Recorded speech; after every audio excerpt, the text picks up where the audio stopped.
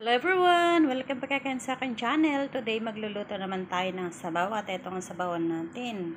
Pork bones, isda, porilla roots at ito mga beans. At syempre lalagyan din natin siya ng luya. Syempre hindi mawawala ang luya mga kaibigan. Yan ang ating sabaw for today. Bagong lahat, hinugasan ko muna ang ating karne, guys. At kasi nakulaan ko na, kaya ganito ng kulay niya. Ayan, lalagyan natin dito sa ating karne. Lalagyan natin dito ang karne. At syempre, ito tatanggalin na natin dito. Pupugasan natin ang ating dito.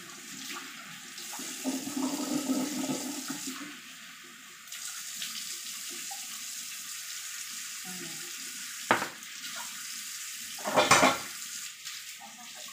Kita natin sa ating isda. Meron pang kaliskis kung wala na. Wala na.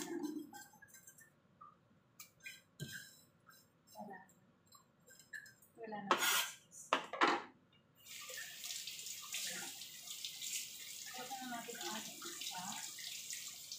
Alam malaki ng isda natin guys. Hindi siya magkano sa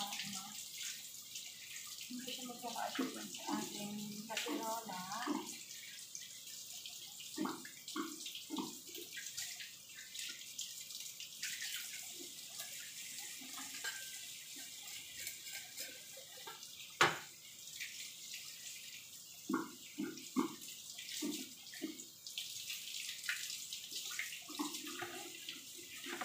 Ayan guys, ayan natin dito ang ating isda. Tapos dito ang sinwan namin ang ating luya. Ano po natin?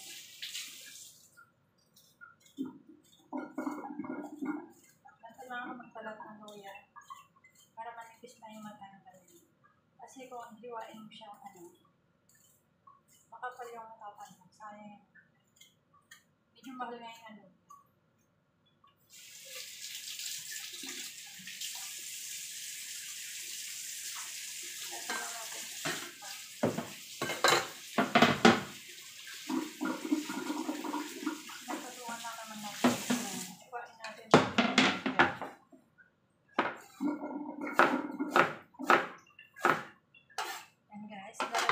sa may beans. Tapos ito balatan na natin.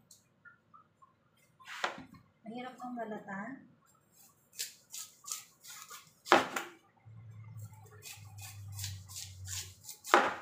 Kita niyo ba yan?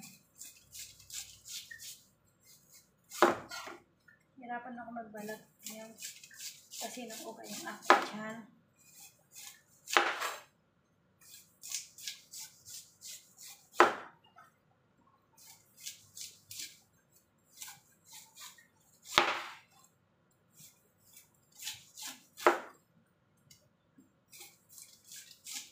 Matigas itong laman nito mga kaibigan. Hindi maputi ang loob.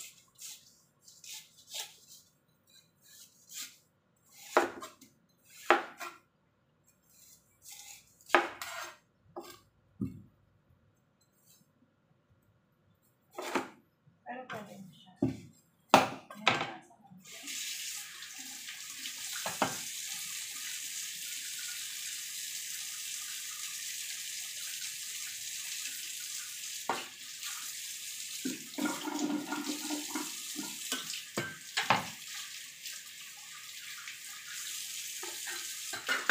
Gawin ito. Ito natin. At bugasan.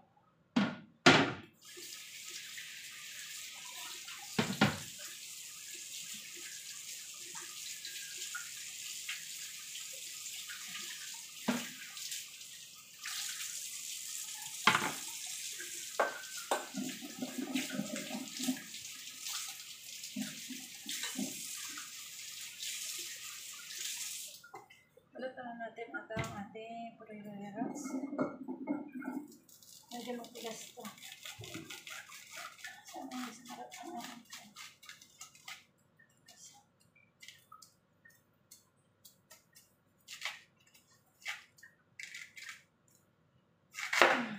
Hirap.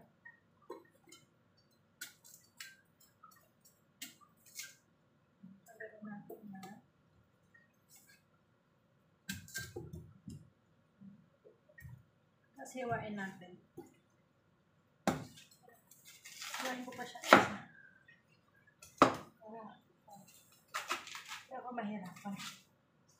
Hirap kasi.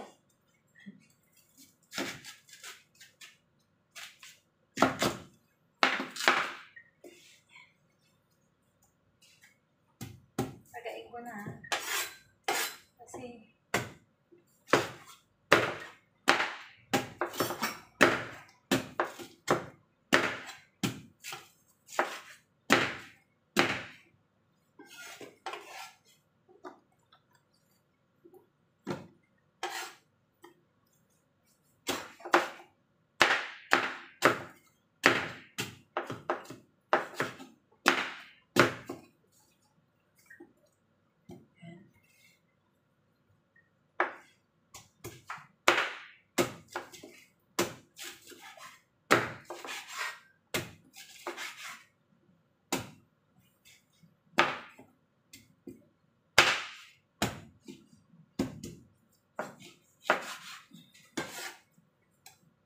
okay na ito.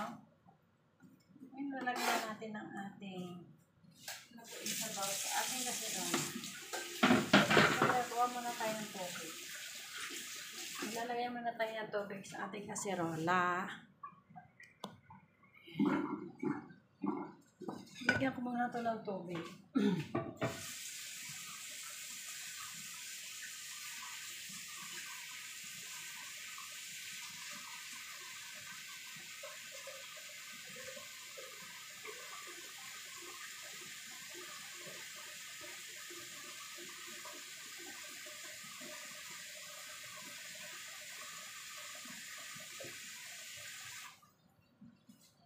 Ayan. Kasi lagyan natin ang ating ricado, guys. Tsaka natin pakuluin. Ayan. Madali lang yan, guys. Kasi ilalagay lang natin lahat-lahat sila. Pero yung isda, unahin ko ang luya, beans, ito ang ating carrots,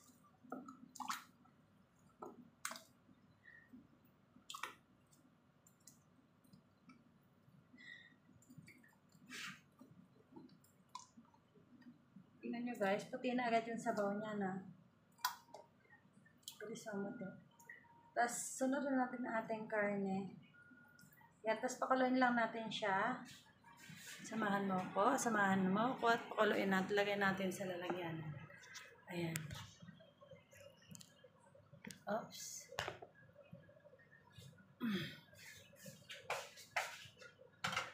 Pakuluin ko na. Yung isda naman guys, i-prepare natin. Takpan natin. Yung isda, iprito ko siya maya-maya lang, hindi ko nilagay. Eto. Prito natin ta maya-maya lang kasi hindi natin pwedeng iprito na ngayon. Kasi kailangan muna natin, palabasin muna natin ang kanyang eto, yung lasa neto bago natin ilagay yung ating isda. At ngayon guys, pagkatapos ko dito, maghugas muna ako dito sa aking ginamit ha. Ayan, hugas muna tayo.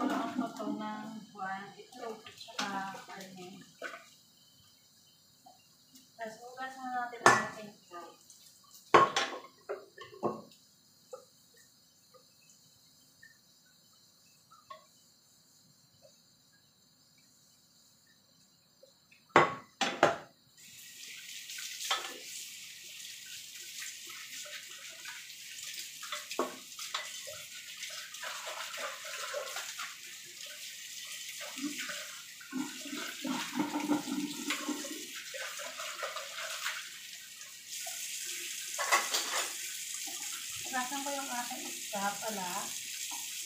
Saka yung crab.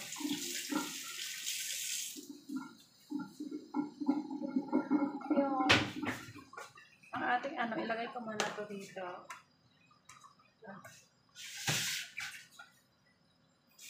Nasan ko muna. Ilalagay yung gulay.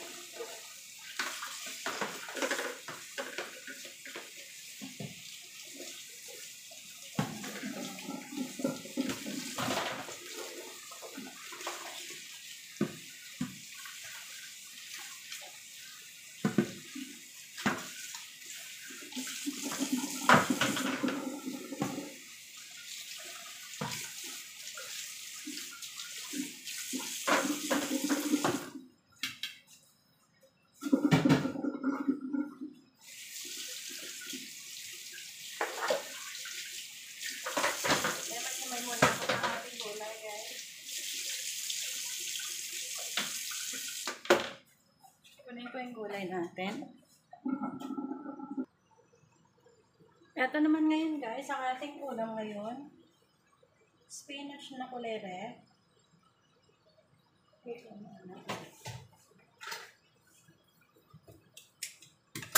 Ayan. Tingnan nyo ba? Ang ganda ng spinach ngayon, in fairness.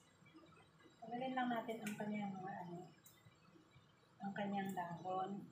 Talbos pala. Ganda, kita nyo ba? Ganda, no? Ang liliit pa, malambot pa siya. Ang ganda na. Itong the best na kulitis.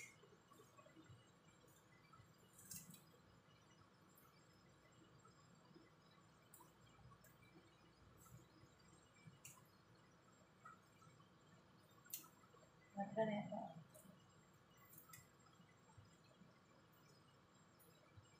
Lulutuin natin mamaya. Kapuna. Siyempre magluluto din ako ng natin mamaya. Magluluto din ako ng isda.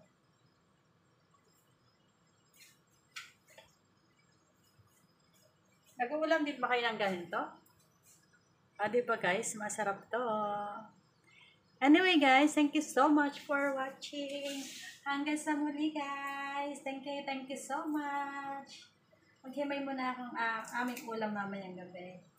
Ito ang ulam namin mamayang gabi. Bye!